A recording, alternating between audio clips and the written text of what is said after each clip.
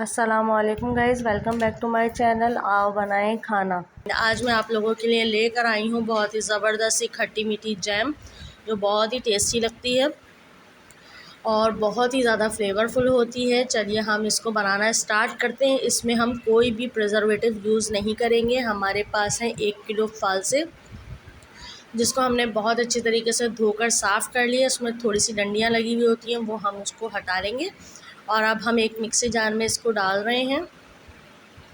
डालने के बाद इसमें हम डालेंगे थोड़ा सा पानी, ताकि हमारे फालसे बहुत अच्छी तरीके से ग्लैंड हो जाए। इसका सारा पेस्ट हमने निकालना है, बहुत ही बारीक हमने इसको पीसना है, ताकि इसका सारा पल्प हमें मिल जाए। देखिए इस तरह से।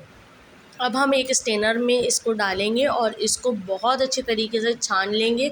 इसका सारा पल्प हमने निकालना है। अगर ज़रूरत पड़े तो थोड़ा सा आप पानी भी डालकर इसका सारा पल्प निकाल सकते हैं, कि आपको ऐसा लगे कि इसके अंदर पल्प बाकी बचा है और वो निकल नहीं रहा, तो आप इसमें थोड़ा सा पानी डालिए और उसको निकाल लीजिए। ये देखिए मैंने इसका सारा पल्प निकाल लिया है एक बर्तन में इस तरह से, और इसके सारे बीज वगैरह जो हैं वो सब हमने अलग कर लिए हैं।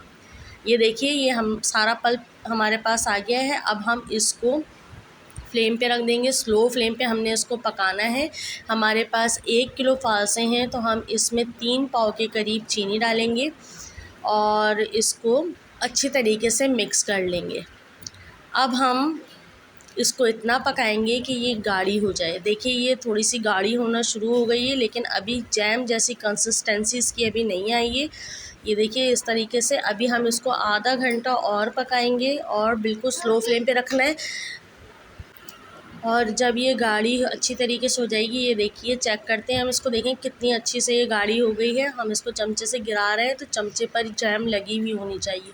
बहुत ही मज़ेदार खट्टी मीठी जैम है। आप इसको पराठे के साथ खाएं, डबल रोटी पे लगा के खाएं, बहुत ही टेस्टी है। चलिए इसको अब हम एक ग्लास कंटेनर में निकाल रहे हैं। ये है इसका फ़ाइनल लुक। मज़ेदार सी खट्टी मीठी जैम हो गई है तैयार, वो भी फालसे से। घर में बनाइए, एंजॉय कीजिए। अल्लाह हाफ़िज़।